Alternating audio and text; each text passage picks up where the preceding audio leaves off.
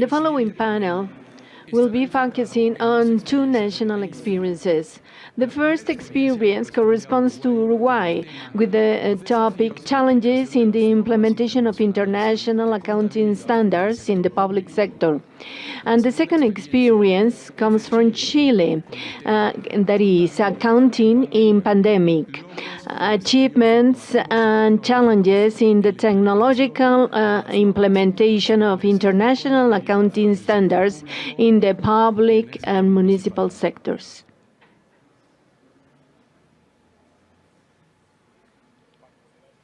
The moderator of this session will be the coordinator of Financial Coordinator Management of the World Bank, Janet Estupiñán Rojas. Good afternoon to everybody. Well, we have reached the final session of today. How are you feeling? I'm happy to hear that. The idea is to know directly the experiences and the challenges that have had our accounting directors, our heads of department in Uruguay and Chile. It will be the last session of today. And there we will have the opportunity of also have the opportunity to know this beautiful Mexico City. I warmly greet the panelists that will be talking about the national experiences of Uruguay. They are Vilma Viera. Vilma is an accountant of UDELAR, advisor of the accounting department of the General Accounting Bureau of the nation up to 2005, under deputy of the accounting department of the General Accounting Bureau of the nation up to 2018, and the general director of casinos up to 2012, and in charge of the patrimonial management of the financial direction of casinos up to 2016, an advisor of accounting systems of the National Accounting Bureau. She has been in charge of the accounting departments of the General Accounting System up to 2022. And nowadays he is a director of the Accounting Bureau of the General Bureau.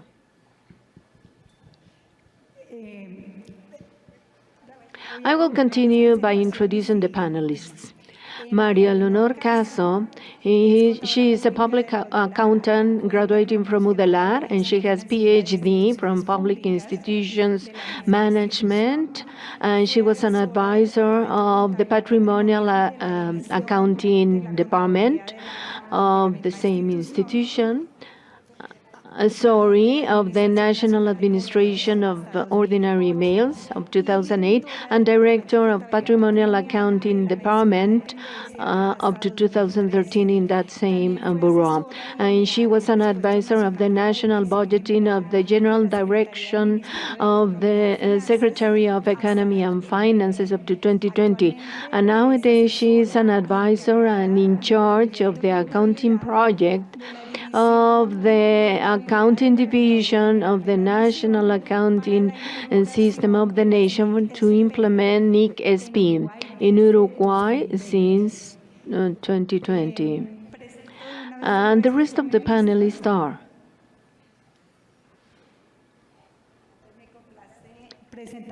this from the General Controllership of Chile comes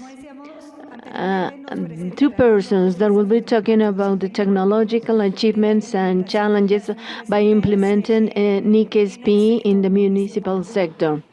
María Soledad Frindt, a lawyer and has a PhD in political philosophy.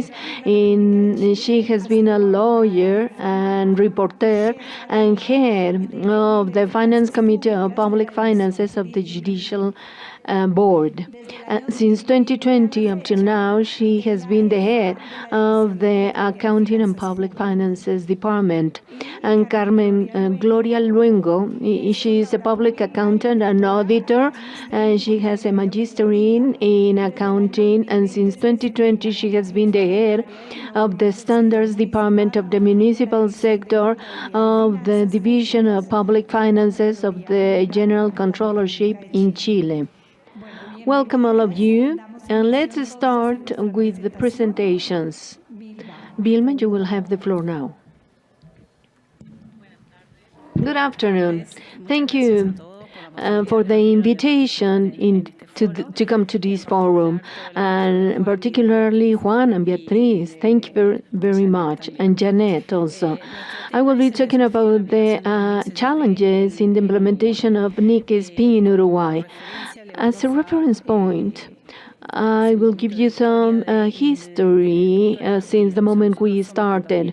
We are the National Controllerships Department from the Ministry of Economy, and we're in charge of developing the patrimonial economy in the public sector, and particularly in the central administration and the entities in charge of that. And through the division of systems, we are in charge of developing the financial information integrated systems, from which we develop the accounting sub-module. And these integrated systems started in 1997, and from there on we have developed different modules. Since 2010 to 2019, the modules had a new system, SIF2. From the change of administration in 2020, we modified and we re-engineered the SIF originally made.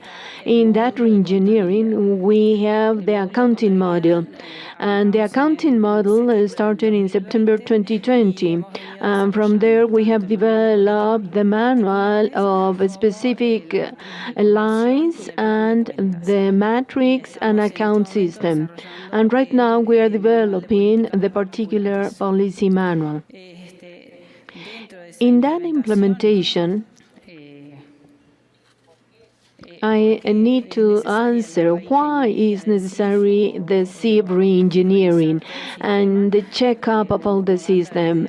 Since a long time ago, we needed to update the new digital platforms.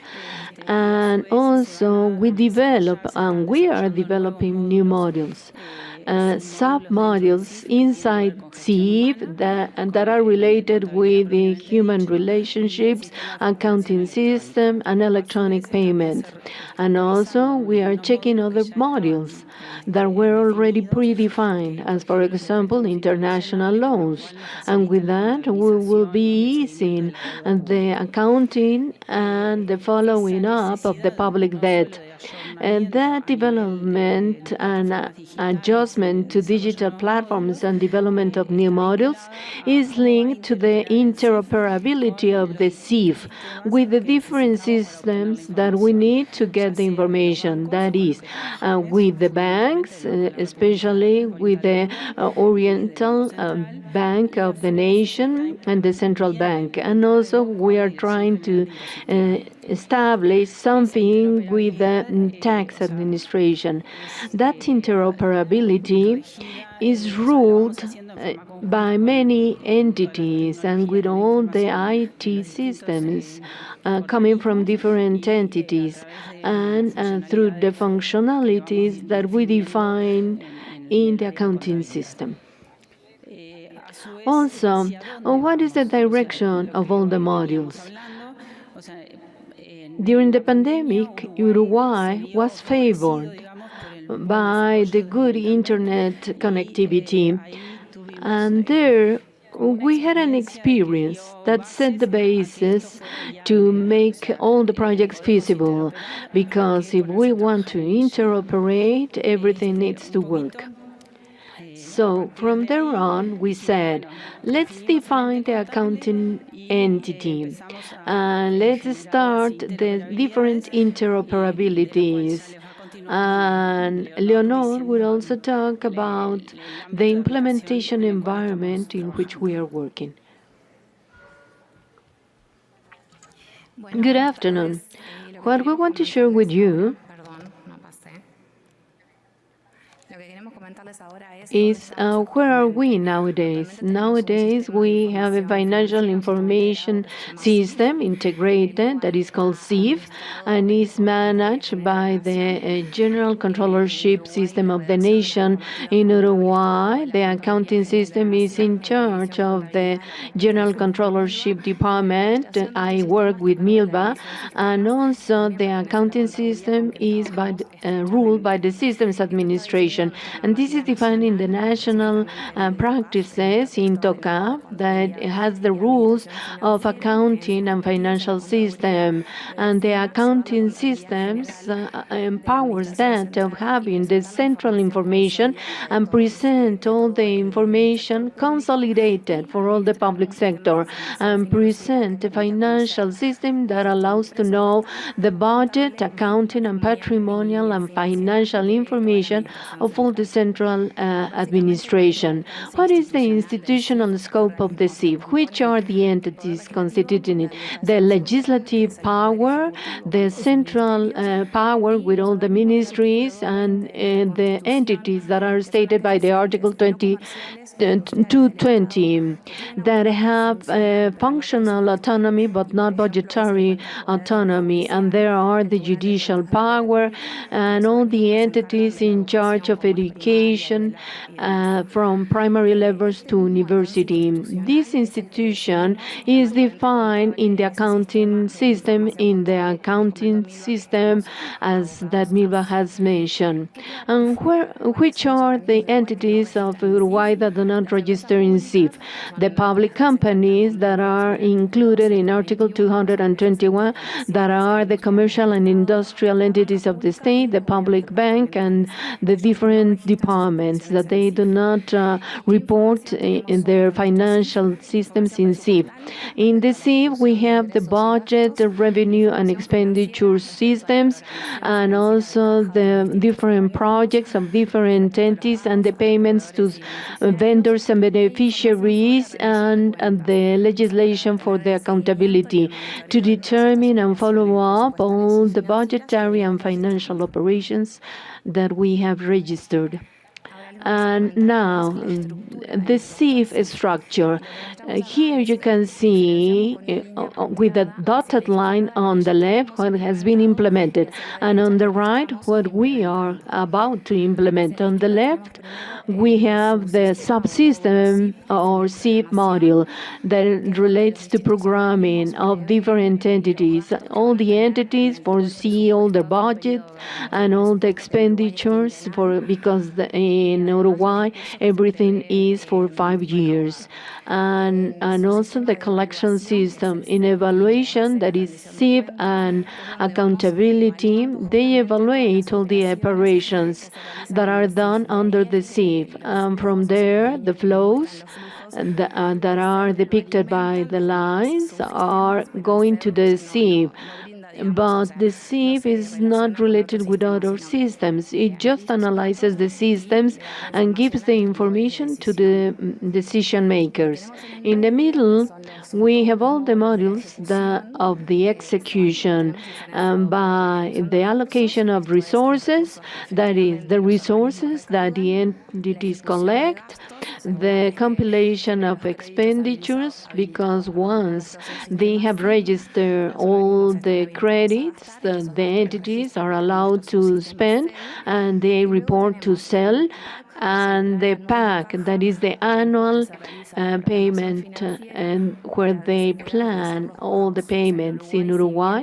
Even though the payments are decentralized by entities, the one that pays centrally is the National Treasury Fund.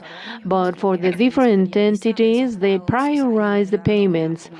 And according to the priority, they program financially the projects of the Treasury treasury according to the resources that were allocated. And these resources allocated are in the CUN, that is the unique national account. Uruguay has a treasury account where they centralizes all the resources received by the entities and the payments done by the treasury on behalf of the entities. On the right, we say everything that has not been implemented. The SIG that will be linked with the execution module and with the black line, and through the matrix that links the budget and financing systems, and with the predefined account system. In order for you not to get bored, I will take the floor now. And based on what we report is the general budget report and its financing.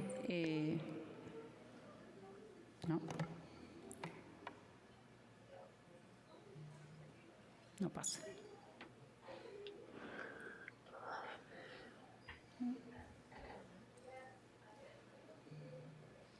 Perdón, no pasa. Bueno, nos quedamos con...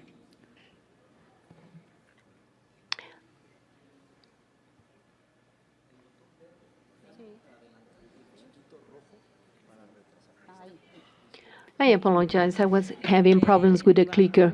Nowadays, as the slide says, we have the budget execution balance and its financing, and we generate consultations dynamically for the SIV users on how they execute and we execute during the administration. And in the website of the General Controllership website, you can get information. In accountability, we report on external CUN accounts with all the balances of the units that have executed the budget. And another information system is the fund use, that is the financial results of the administration and its financing.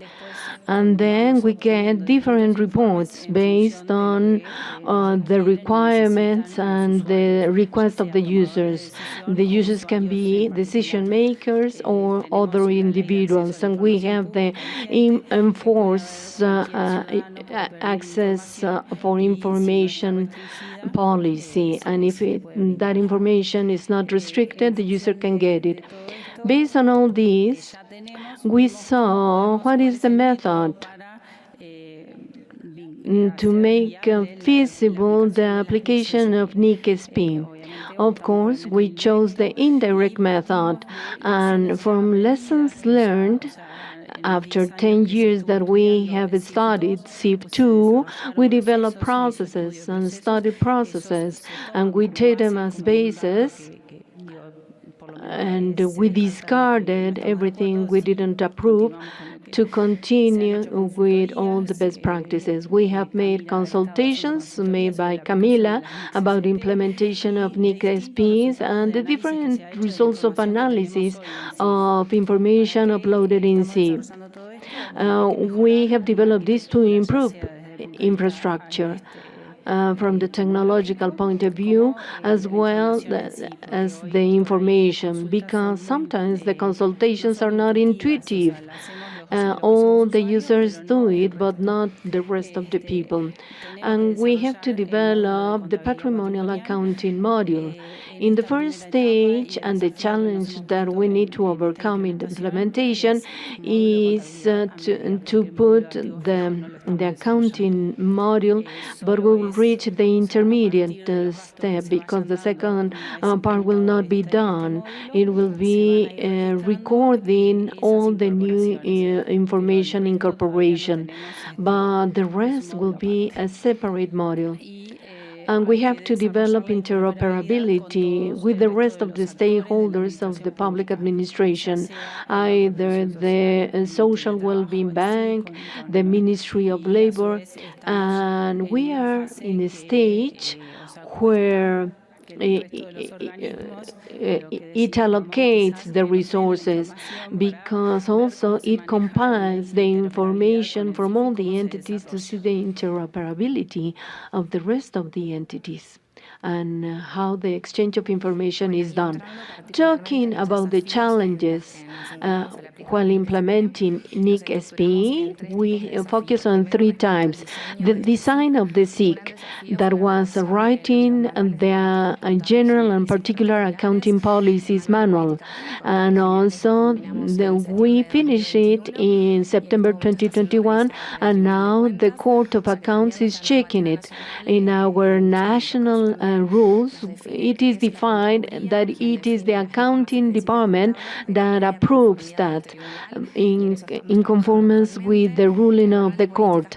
And also the elaboration of particular matrices, it is to be finished on September. Our challenge was the development of the matrix that matches the financial budget with accounting. We needed to prioritize the accounts of SIF and at what time they were created and the data that we needed to take. It was an overall challenge. Design the accounting reports to be according to the NIC-SP and the comparison of national experiences with other countries in order to take some good experiences from others and replicate them in our country. The second point were in relation to the SIC implementation when we are in 2023. The first, automation of accounting records. Any operation registered in SIF, either budgetary or financial nature, there must be an accounting record to be able to generate automatic financial statements. The treatment of multi-currencies, because we have given credits in national currency and many expenditures are done in foreign currencies, and so there will be an exchange budget differences. And the follow-up of historical origins with the matrix. We are based on a certain line that we have given to the matrix, and that needs to be evolving. And design a flexible system in SIC in order to consider all kind of political decisions that are taken in the law of budget or law of accountability. The information security with predefined roles and the coexistence among the SIF technologies, because our colleagues are changing the current technology of the SIF to a new one. And in the meantime, they will coexist, those technologies, and in order to export all the old data into the new system. And the third point is in relation to the original stage of the SIC, determine all the liabilities and also to train the users, the alert of all the accounting records not generated automatically, the postings that are done manually, and the maintenance of this matrix and plan of accounts according to the classifiers that are changing and the enforcement period of those classifiers.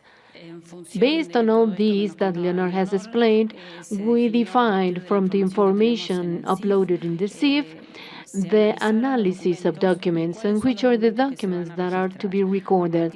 From there, we had the matrix of all the accounting postings.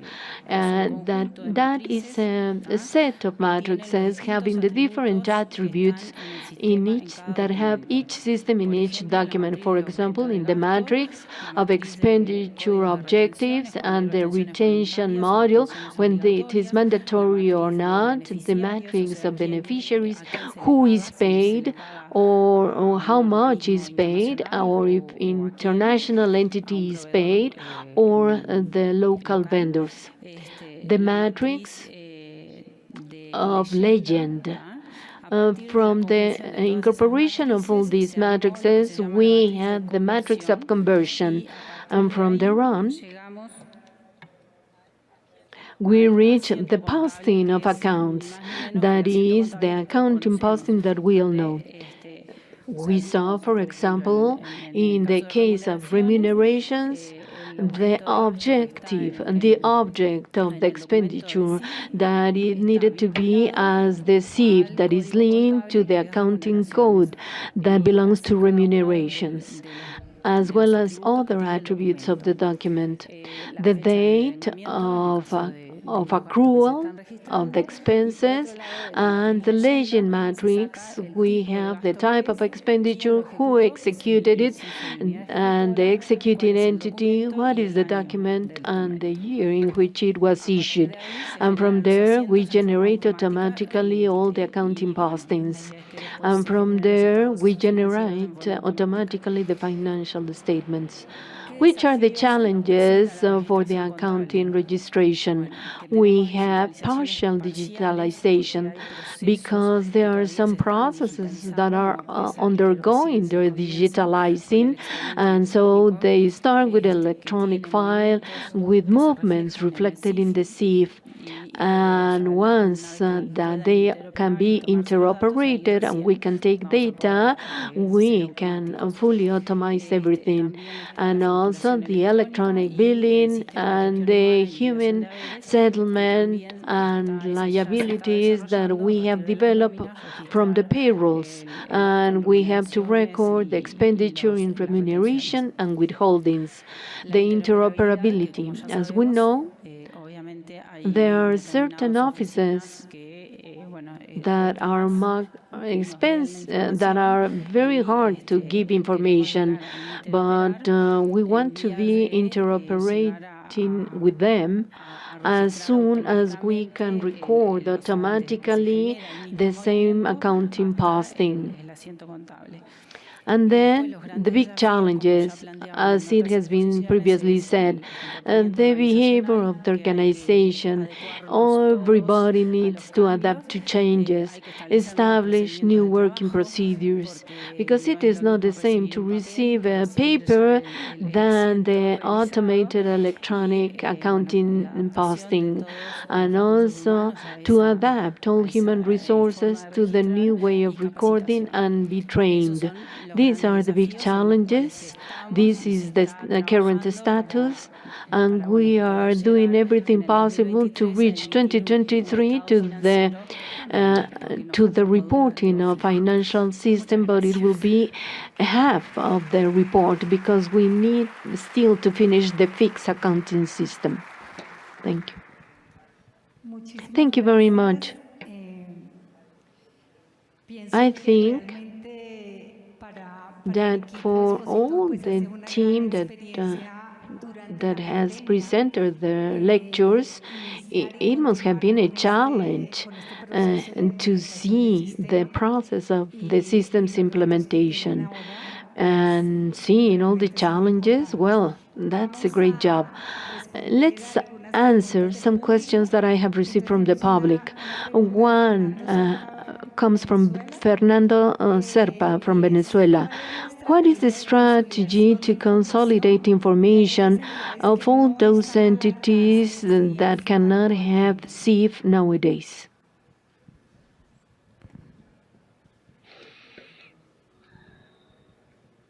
Hello.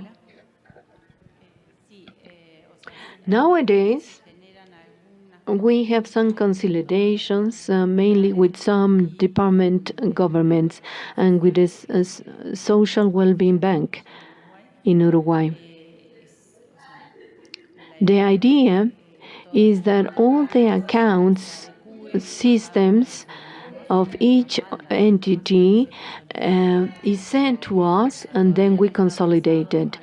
We have not planned this for all the administration, but for only the entities that Leonor mentioned that are under the legislative, executive, and judicial powers, and the financial system, and taking all the public companies and department governments and some banks.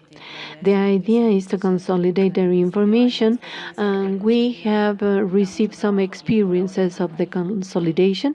They have reported that it is difficult. Well, Cesar Duro is asking, well, can you explain the standards implementation according to the nation accounting standards? Wouldn't you be giving the category of leading entity to the main central bank? In TOCAD, we have the financial reporting system.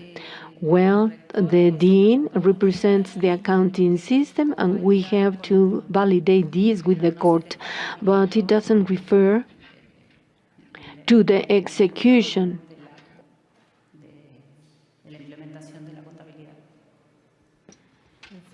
Perfect. We have an anonymous question. Which were the reasons to suspend the development of SIP 2? Why was the system adapted in-house then? In principle, what was transmitted by the former current administration was that for the past 10 years, they told us that they hadn't sufficiently progressed developing the project, and it was necessary to change the platform of the SIF's execution. If not, it was going to be obsolete in a short period of time. And that's why we decided, obviously, with the IT or systems department, we continued the development and we worked and had to use re-engineering for our SIF to make it functional. What type of entries will be transferred manually? Well, we thought that a manual entry, we think, okay, if there's an asset that's a donation and there's no government budget exercised, but if there's litigations or there's payments because we need to redress, the legal department or the councils would tell us in our expenditure when there's trials that did not favor the state in the court rulings, but if we had a segment of our budget, that could be considered an expenditure in our items. And manually, we can see if the legal department is capable of recovering it amidst a litigation, if there was a sentence that favored us. And then if there's an asset that demands a payment, the payment of an asset could be transferred or transcribed manually for it to be in record. There's many questions. It's very useful, but given the time we have, we are going to answer 3 more questions. And now the floor is going to be for the rest of our Chilean counterparts.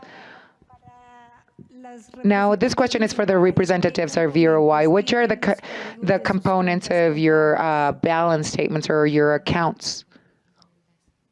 Chapter, you mean how many levels, or who asked the question can clarify it, but I'm understanding that it makes reference to the levels of how the account is constituted, or the elements, the constituent elements. We have a defined level of accounts. The levels are 7. The first level defines if it's an asset, liability, heritage, income, or expenditure. The second is called account. It defines if it's a current asset, non-current.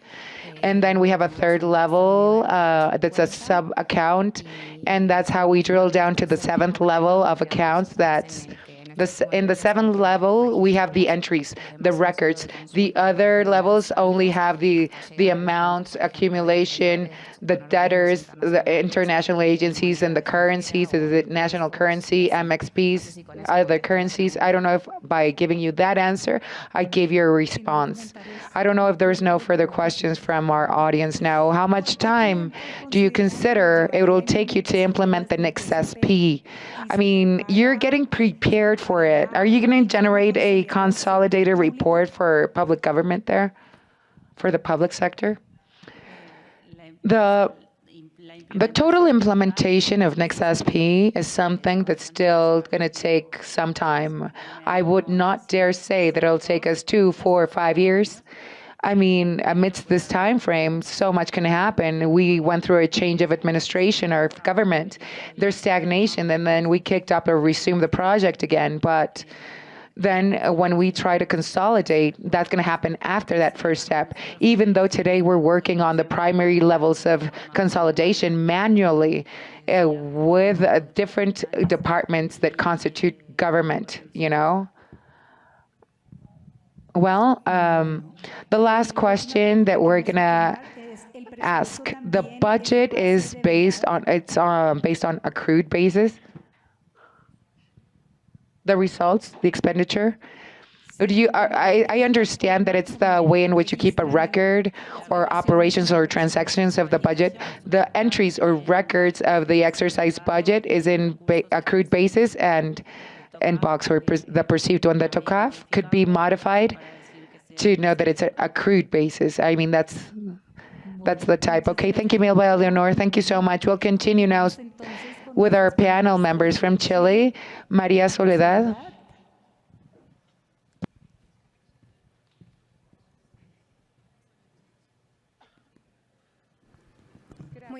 Good afternoon. It's my turn to be the last one. I don't have the oral skills that my counterpart Ramon has. I hope that I contribute with my presentation during this afternoon. It's my pleasure. Thank you, Juan, for hosting this wonderful event. I thank you and your team. Thank you for hosting us in this beautiful country. Well, our participation, along with Carmen, has been divided into three sectors. First of all, I'd like to briefly introduce the institution I work for, and I represent that's the General Republic Comptroller's Ministry of Chile. Then we're going to listen to my colleague Carmen to speak about the implementation and the challenges when we speak of norms in XSP at a municipal level. We're going to talk about that implementation. Then I'll conclude explaining our achievements, challenges, and the use of our IT or technology for the discipline of accounting amidst the pandemic. I'll be brief. I'll tell you how we are constituted as a country. We're a small country. Its territory is extensive. We're 19 million in population approximately. We have 16 regions and 346 common territories or regions. How do we administrate the revenue exercise? There's a regional comptroller that has to approve projects with the approval or ratification of the steering committee in each division, as well as the citizenship's approval. There's a mayorship and a mayor that exercises or administrates budget when the municipal or the town hall votes for and approves initiatives in the steering committee. What is the General Comptroller's Unit? The General Comptroller's Unit of Chile is a government entity of superior scrutiny in the fiscal discipline. The OCDE acknowledged the General Comptrollers of Chile, as well as other government bodies, as an institution that has a mandate, which is fundamental. The mission is for us to safe keep and exercise public budget correctly. The General Comptroller's Unit has its chapter in our Constitution, in our Charter. It's, as I've said, in our laws and regulation, in hierarchy, the superior law is our Constitution. There's 4 principles. We exercise control of legality of any exercise of the administration, the former administration, and we comply with it with the legal counsel, and we see how we're divided. There's our accounting department has also legal actions. Then we analyze the revenue, incomes, and the investment of public funds, how they're exercised, and these exercise of funds is audited. In third place, it has another mission. The comptroller has a mission. It goes through the examination and rules or judges the accounts of the controllers. That's the mandate. The comptroller's ministry has to watch that the exercise of resources is lawful. It's contractually necessary because we have to be accountable before the population. The comptroller has to have control over all the accounting of the nation. 2 years ago, a bit more than 2 years ago, our department was adjusted. It merged the Department of Accounting with the department of the legal department that exercised budget.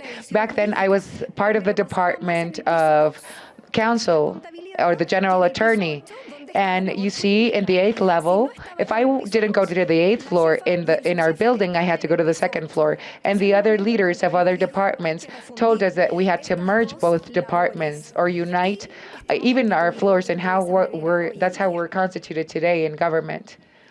The general controllers or treasury is present. Treasury is present in the 16 regions. There's local representation of these offices in 17 areas in the country. And in our functions, in our mandate, we have a representative office with accounting analysts in each region that exercise their technical monitoring of what's happened in the municipalities according to the guidelines of central government. Now we're going to talk about how we're divided in our accounting in our nation. Our work as accountants is, or the treasury is in a chapter in the Constitution. We have the General Act of Accounting to exercise the budget. There's a decree that's 1002-63. That's the document that supports us, which are the scopes of action in the Treasury Department when we analyze accounting. What do we do? As we all know, we add and consolidate the information that's compiled of all the records in the public sector out of the 4 sectors that you can see in the slide. It's the municipal sector, the public sector, as is, the enterprises that are state-owned, and education institutions of postgrad and higher education studies. The administration is led by the entities, but the treasurer, the controllers unit, adds those financial reports monthly. Each entity sends the reports monthly through a system called Psicogen. So they report monthly. In those reports, we have all the assets and budgets, financial reports of these entities or bodies. Our other activities or duties are to draft or dictate the law. In 2016, we drafted NICS SP that affects the public sector. In 2020, we drafted the law for the municipal sector. Carmen, my colleague, will speak about that later on. And we submit resolutions or dictate resolutions. And what we dictate is mandatory for public office or agencies because they have to keep a record and a track of their public exercise according to the Accounting General Acts and Law of Revenue. We exercise accounting controls. That's our exercise. That's our duty. And sometimes the auditing functions are different, as Ramon mentioned. Our activities are independent from the auditors. The bank told us, okay, or other entities told us, okay, to keep or pay a close eye in the process. In this field, I'll tell you that our functions are autonomous, independent. As Treasury, we react before the auditors do. The auditors know that we have bulk information with accounting records. So we give an auditor accounting reports, and then those parties ask us, what have we done to improve the quality and reliability of the data? So us in Treasury have that situation with auditors. We have to generate bulk information, a list of reports, and analyze the reliability, quality of the information that it contains. And then we have all of that information, and to those service providers, we must let them know that there's gaps, and those have to be, somehow corrected. The reports are generated and sent to the auditors as it would happen in any other public government office. There's Treasury, there's the auditors that work in separation and sometimes together. What we submit is we train our people technically. We train our government officials daily to help our municipalities. We have technical debates at work tables to draft and amend the laws. Our laws are of great importance, and even more so amidst the pandemic. We have tools to report back to the citizenship. How much did we spend? The Treasury specified and called us at the accounting department and told us, you need to report and let the citizenship know how much you're spending amidst the pandemic in the government administration. So Treasury received a quarterly report, and that's what we've done. We reported the exercise in 2020, 2021, 22. We generated a consolidated, robust report that communicates exactly how we exercised this past few years. So now I leave Carmen in the podium. She's going to talk about the implementation phase of the municipal norms. Thank you so much, Carmen. Thank you so much. It's a pleasure. I know I haven't even started and you already applauded, but I'll talk to you about the achievements and challenges during the implementation phase of the norms and next IPSAS-CGR, because we're talking about the Treasury Department of my republic at a municipal level. I'll start by defining how we're constituted in our municipalities. A manual of statistics of the public finances, it's called local government. That's municipal government. The municipalities in our countries are entities, are autonomous municipalities or government representations. They have legal scope, mandates, and they have own budget to be exercised to satisfy the needs of their communities and the citizenship, making sure that they're generating progress in society, culturally, and in general. As you can see at the bottom of the screen, the municipalities are the institutions that are closer to the citizenship.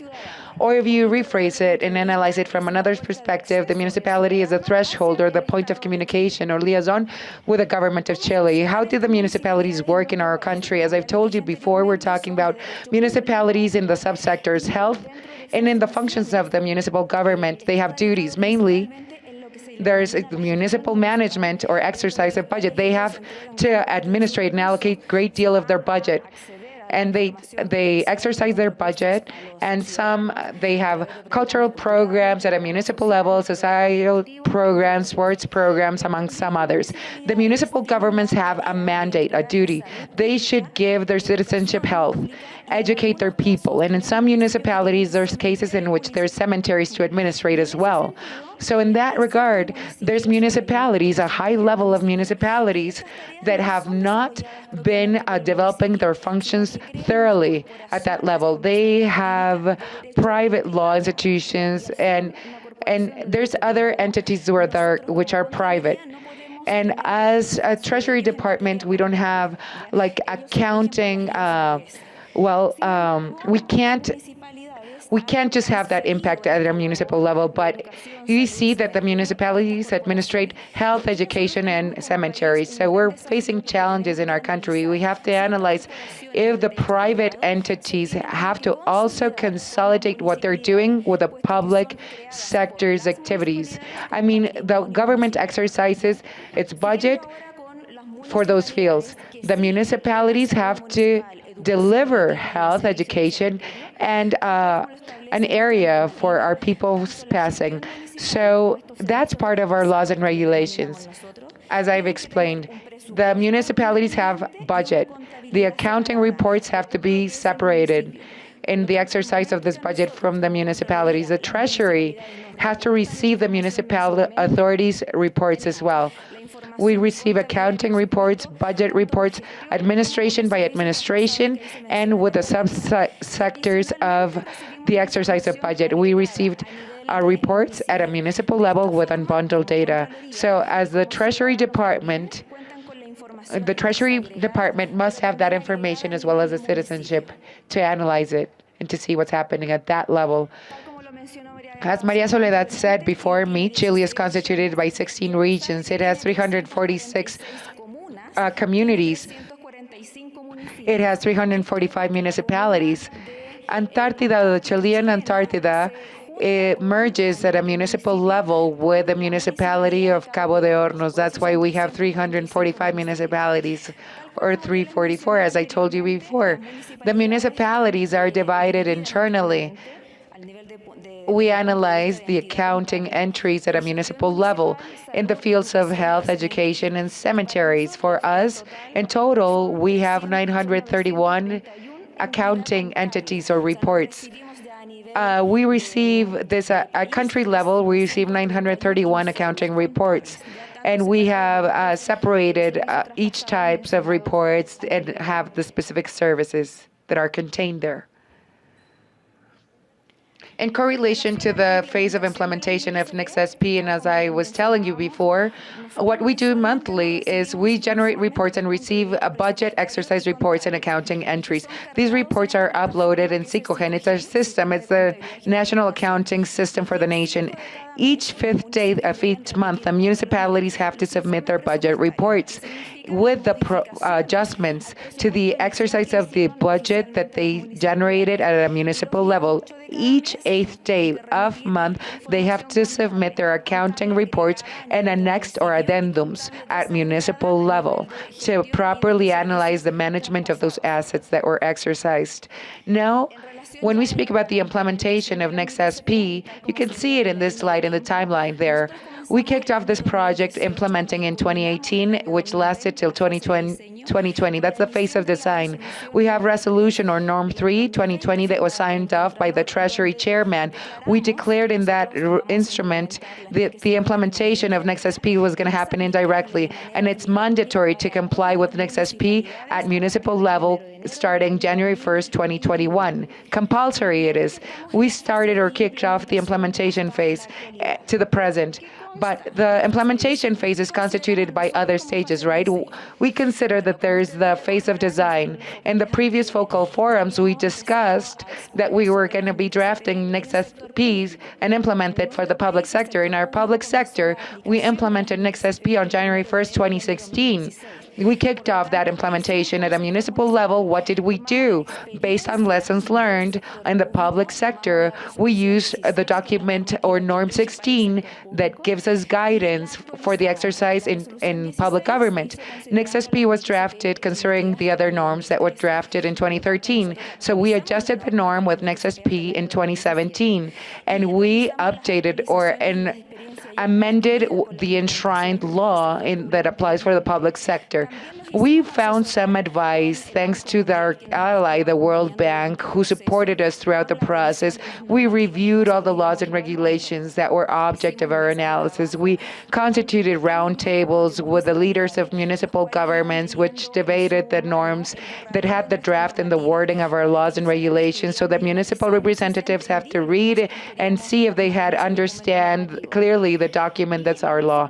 Besides this, in the public sector and in the private sector, we worked on the regulations of the fixed assets.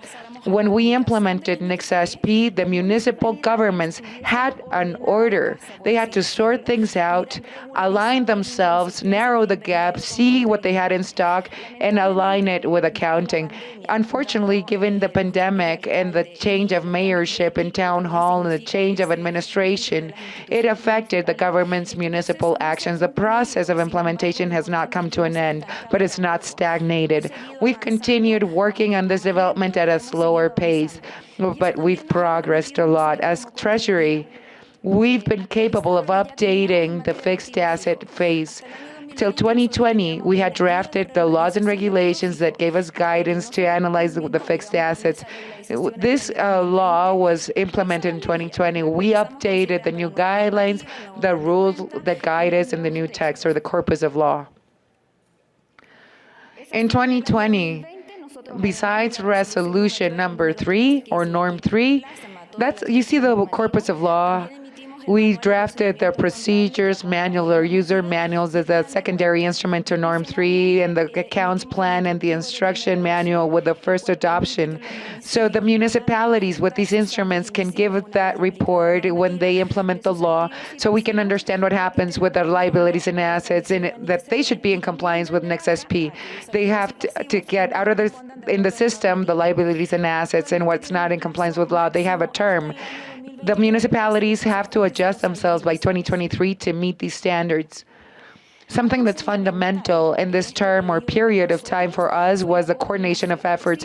Without the proper coordination, timely and efficient, we wouldn't have been able to implement Next SP on January 1st, 2021.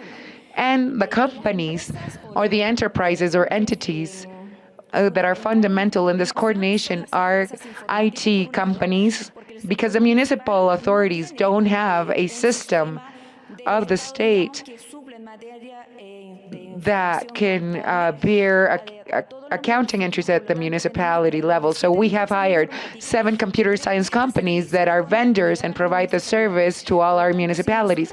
So if we wanted to implement the law in January 1st, being IPSAS-CGR the norm, we had to contact third parties or suppliers of the system duly and on time with anticipation, so the third party that's hired can go through the proper adjustments in the systems that they developed. So the developers of the system should also be capable of bearing the accounting entries in compliance with IPSAS-CGR. So the Treasury Department, subdetted with the other regional development undersecretary, is close to the municipal governments, and they analyze the exercise of budget. Entities should be in consensus and communicate correctly to the Treasury Department. In our Psicogen system, we had to generate adjustments to the law because Psicogen, the system, had to bear accounting entries kicking off 2021. The municipal governments obviously should have been trained. And training programs, obviously, amidst the pandemic, just simply did not happen. Because in our country, and I think in most of our economies, amidst the pandemic, we were used to being trained face-to-face.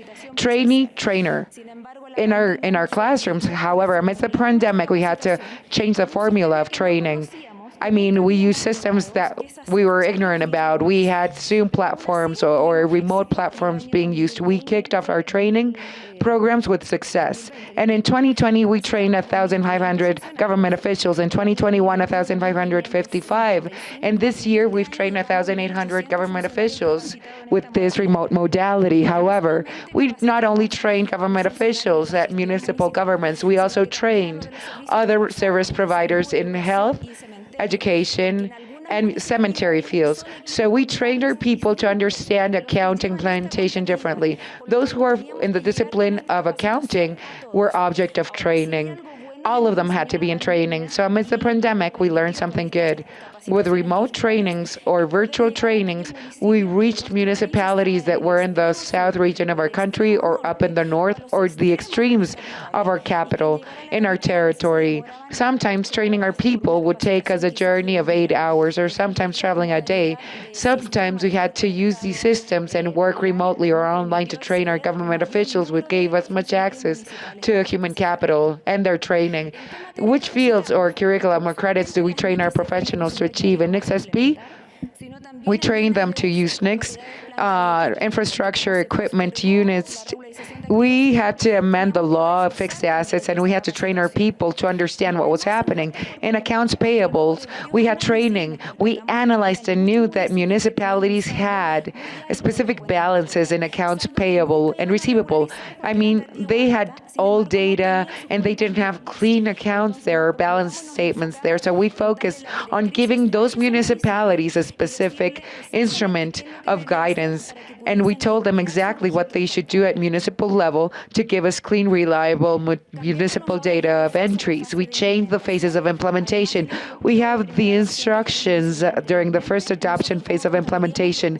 In the Treasury Department, we authorized the adjustments before the kickoff phase of implementation. The adjustments can happen or change requests can happen in the first stage of adoption. There might be omissions or a lack of records of accounting entries in previous reports developed. We had to help municipal governments technically to verify that the accounting reports that they had to generate to adjust to the situation were aligned with the new laws and regulations or in conformity. We had to technically train our people in the municipal governments. If they were going to adjust something in the system and the entry wasn't correct, we had to send them back on instruments specifying to the municipal authorities and tell them the substantiation of law. We had to go through the double effort or work double. Plus, we had accounting entry analysis. We've always done that, but we're focused even more now. We had to constitute permanent work tables. When we get a call from municipal government authorities and we detect a constant gap or error that's replicated, we focus on these work tables. We work to train our people to narrow the gap and debate the problem. As I told you before, we authorize the adjustments during the first phase of adoption. I mean, once the projects are approved by Treasury, then they're approved by the municipal authorities. They upload the data into our Psychogen project. They submit it. Then we validate adjustments. We educate authorities at municipal level. We exercise our technical support mechanisms. We analyze each matter or subject to strengthen and improve the quality of all the accounting entries. Which are the challenges, future challenges? As I told you before, the public sector continues in compliance with Norm 16. It's a resolution that was drafted based on NICS 13. NICS that date back to 2013. We've updated or adjusted our NICS, our norms. So the municipal sector was unified with Norm 16. Not only do we want to adjust that norm, we have to change the formula. We have to unify the norm with the municipal laws or sector. As a nation, we need one international norm. That norm with a general norm, the standard, the other sectors have their norms. So lastly, we had the ICFE or the IGFE, the financial report of the government that dates back to 2021. That report made the World Bank generate its recommendations. So we consolidated our efforts in the public sector and with the private sector. We're consolidating, so we're going to have robust reports in the path towards that government consolidation or centralization. Now we're going to listen to my counterpart, María Soledad. I continue, and I'll continue shortly. Which are the technological challenges that we still have? When we listen to the presentations, I know that there are many, but we have some achievements. I want to share them with you. What do we see as the Chilean controllership in relation to the technological progress and the use of technology? We are sure that we need to improve the citizen trust. It is absolutely necessary nowadays to have trust, because citizenship have lost their trust in public entities. And there we need to approach accounting systems to them, to explain them, and that they may feel them as theirs. Because if it is not defined, it is not known. If it is not known, it cannot be improved, and then it will be deteriorated. But in matters of public resources, this is more complicated, because what is not transparent, it is not only deteriorated, but generates corruption.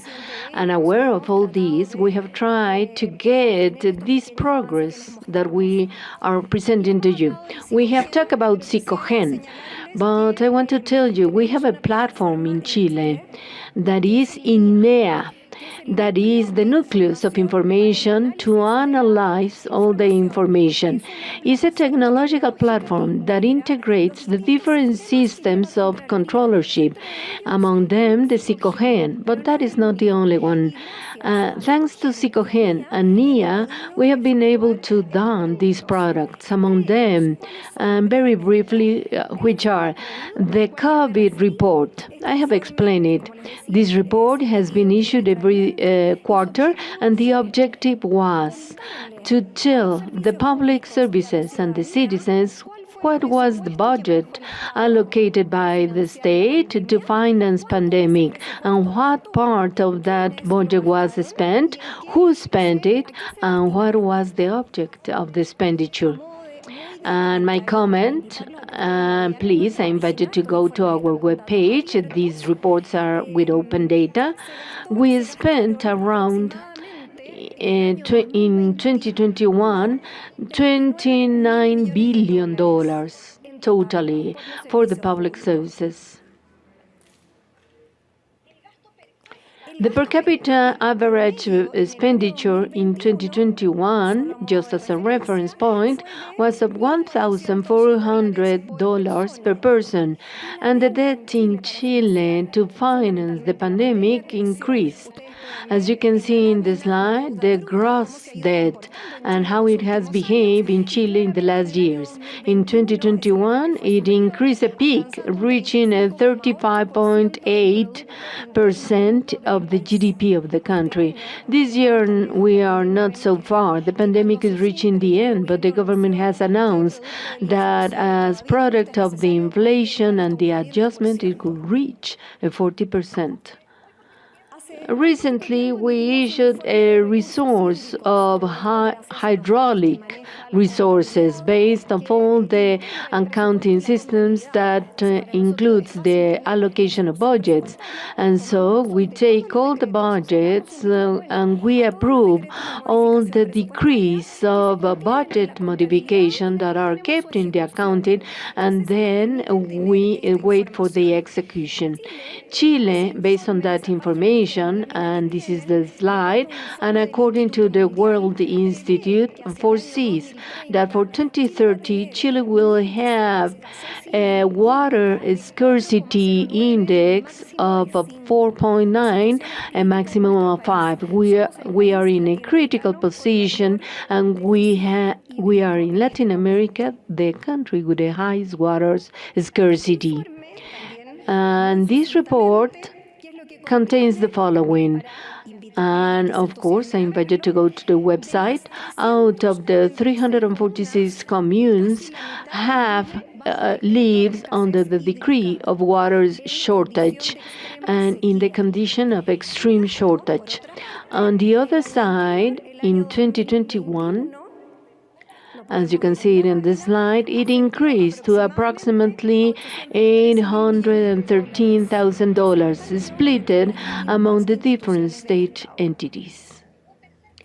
A third product that I want to share with you is the Municipal Observatory. This observatory was originated some years ago in our country as a municipal traffic light. It had a red light and green. And with that, it detected the municipalities. The problem at that time is that the municipality didn't give us the accounting reports. They were delayed, and they were delayed in the execution of their budgets. So we needed to put them in a red traffic light, all those municipalities that were not updated, and those municipalities with low execution level. And it was fine. For 2021, we were able to say, yes, we accomplished that, that thanks to the Municipal Observatory, we're able to tell. And now there, we didn't concern about the sending of information, but focus on the quality. And we did the two things. We have a new version through the mobile apps. And before that, or 1 month ago, it was only on the desk devices. But now, with internet, you can have access through the mobile phone. And then we added a third layer, besides the two that I mentioned, that are the critical accounting observations, as Carmen says. As an example, the receivable accounts, they were accumulating. The municipalities were setting their budget based on an estimate. They were an amount of estimated resources that they needed to collect, and the budget were based on those resources, and therefore we depicted deficits. And so the task was to show these indexes to these new mayors that were recently elected, and they didn't want to be on red, so they needed to come to us and be trained. Here we need to punish them, but they don't want to receive the punishment because there they are committed responsibilities. Therefore, we need to purge this accounting. And finally, in order to conclude, the financial management report of the state that is issued annually that reports about the financial, budget, and patrimonial management once per year to the National Congress. And for this 2022, we presented it with open data to all the citizens. And we were able to progress in their automation. Yes, of course, we need to comply with certain stages. As Carmen says, we comply with the general government, but we face one problem. It was a task not easy, but not extremely difficult with the municipal government because they were guided by one guideline. But the other sectors are not ruled by NICSP, but by other rules. So there we need to see how to consolidate. That will not be easy, and we will need your support to share with us your experiences in order to go on progressing. The challenges, and with this will be ending my presentation. The follow-up of accounting observations in the third layer of the observatory, and do it with the technological system, not by sending official letters to the mayor, but through an integral system where we can report the observation and they can tell us their progress, their adjustments, and optimize the resources and save time. The report financial management automation, and Carmen has said, be able to update the rules in the public sector and also have a unique ruling for both sectors. Thank you very much.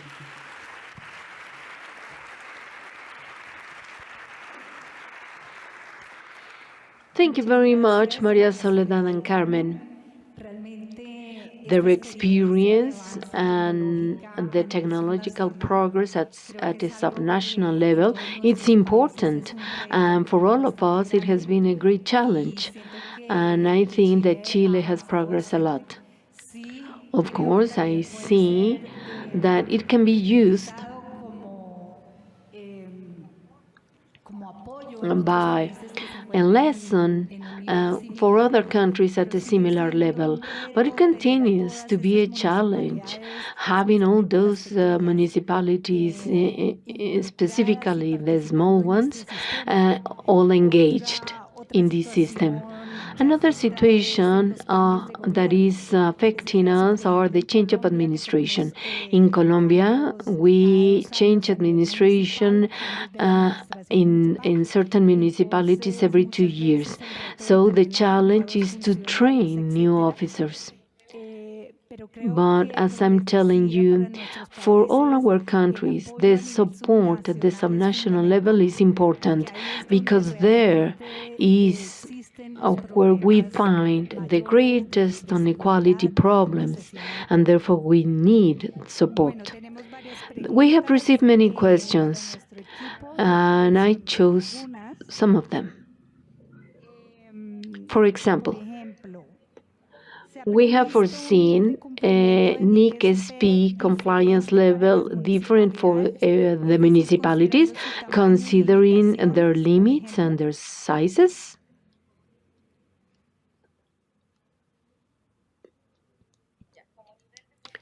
As a compliance level, we started implementing the standards on January 1st last year, but until now, all municipalities have reported based on NICSP guidelines. And what they are delayed is on the adjustment of first adoption, because in 2021 we didn't receive the amount of adjustments we were estimating. So this year and this week we made a presentation in a video to orient people, because many times municipalities don't need theoretical explanations, but practical explanations, how they account regularization. And this week we sent the video to all the municipalities to see what do they need to do based on what they have in order to be at a regular stage. In that point of view, we have seen that the first adjustments at the national level have been slow, and this is what we want to reinforce. But we don't have an indicator to see what municipality applies the NICSB in the best way, because as from 2021, this is mandatory. Our SICOGEN accounting system has adequated some parameters according to the NICSP. Therefore, we have an account system record. If we receive it differently to our system rejects it.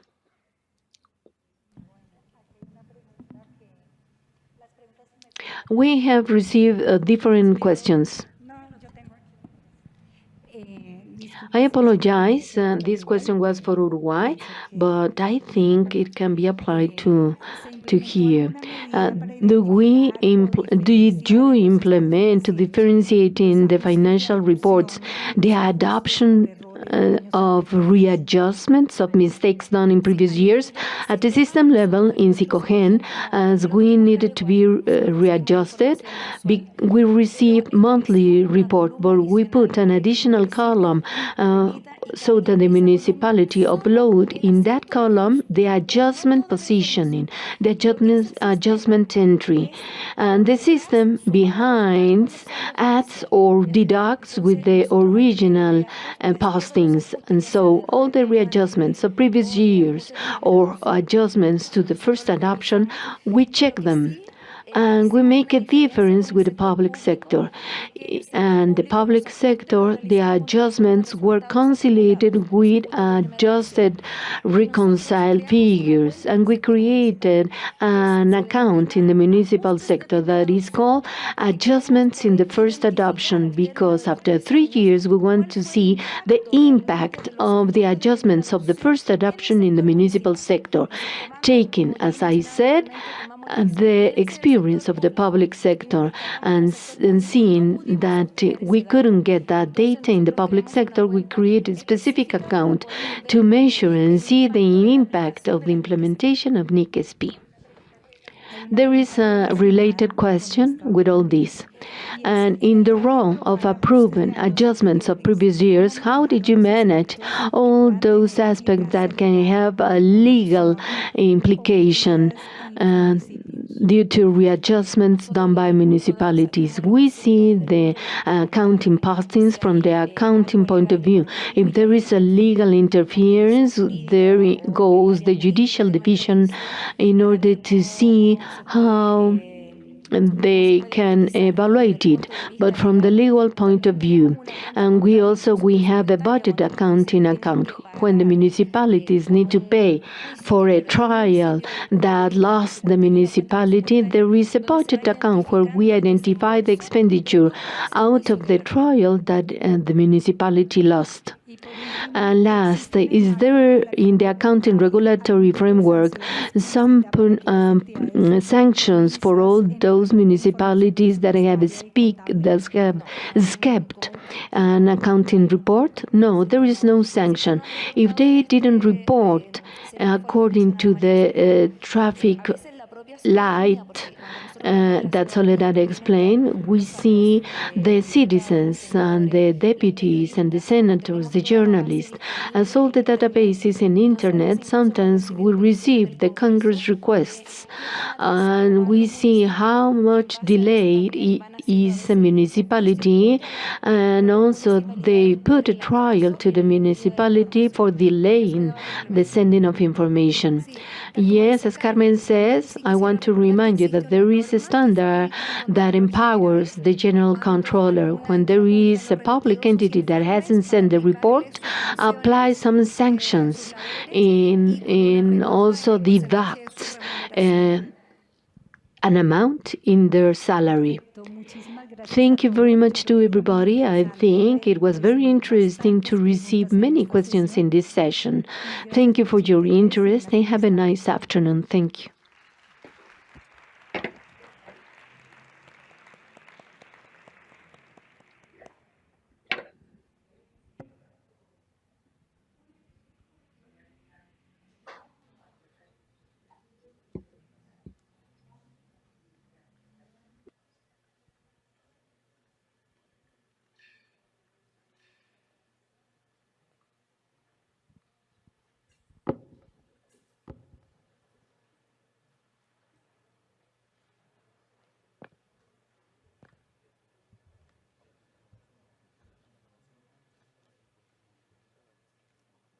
Dear guests, we inform you that tomorrow, Thursday, October 6th at 16:15 hours, we will go to the National Palace to take the group photograph, and we will have a guided tour.